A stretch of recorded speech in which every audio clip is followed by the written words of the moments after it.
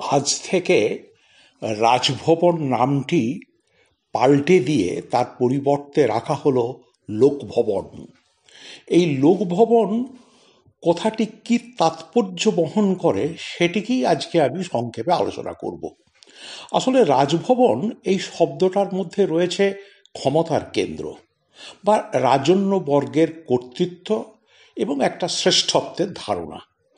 অন্যদিকে লোকভবন কথাটি অধিকতর গ্রহণযোগ্য, কারণ লোক মানে এখানে জনগণ বা সাধারণ জনগণ, এবং একথার মাধ্যমে বোঝাতে চাওয়া হয়েছে যে জনগণই হলো প্রকৃত ক্ষমতার উৎস, যেটি আসলে গণতান্ত্রিক নীতির মধ্যেই নিহিত রয়েছে।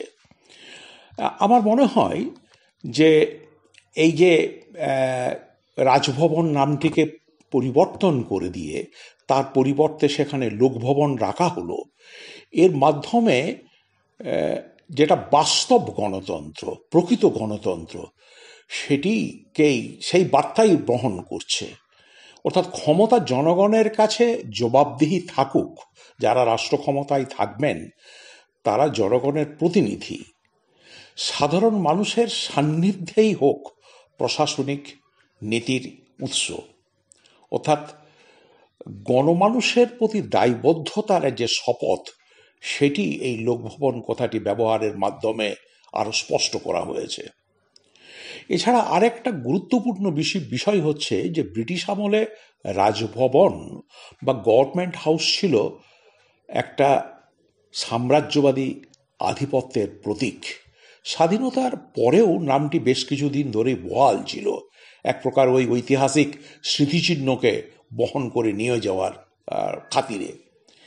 এখন সেটাকে পরিবর্তন করা হলো, অর্থাৎ এটা একটা ডিকলোনাইজেশন বা ঔপনিবেশিক মুক্তির একটা সাংস্কৃতিক রাজনীতি। এবং এখানে এই লোকভবন নামটির সাথে সাধারণ মানুষকে যোগ করে দেওয়া হয়েছে।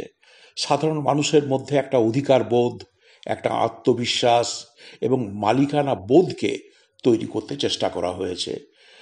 বলতে চাওয়া হয়েছে যে এই লোকভবন হলো এটি আমার ভবন, আমরা সবাই এর মালিক। অর্থাৎ একটা প্রাতিষ্ঠানিক স্বচ্ছতা এবং উন্মুক্ততার দ্বারকে উন্মোচন করে দেওয়া হলো।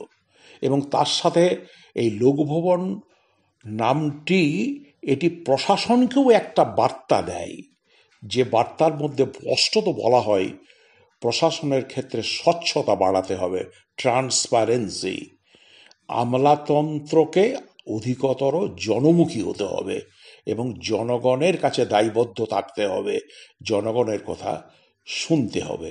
তাই এই নাম পরিবর্তন একটা প্রশাসনিক মানবিকতারও ইঙ্গিত।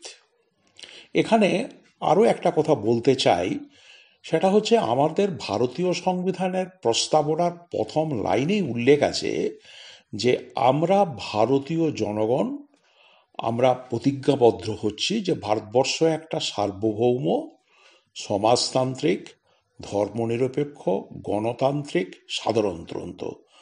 এই যে গণতান্ত্রিক সাধারণতন্ত্র, এই কথাটির মাধ্যমেই বলা আছে সাধারণতন্ত্র, গণতন্ত্র এবং সাধারণতন্ত্র এই দুটি কথা পরস্পরের সাথে যুক্ত। সাধারণতন্ত্র মানেই হচ্ছে যে এখানে জনগণই হচ্ছে প্রকৃত ক্ষমতার উৎস এবং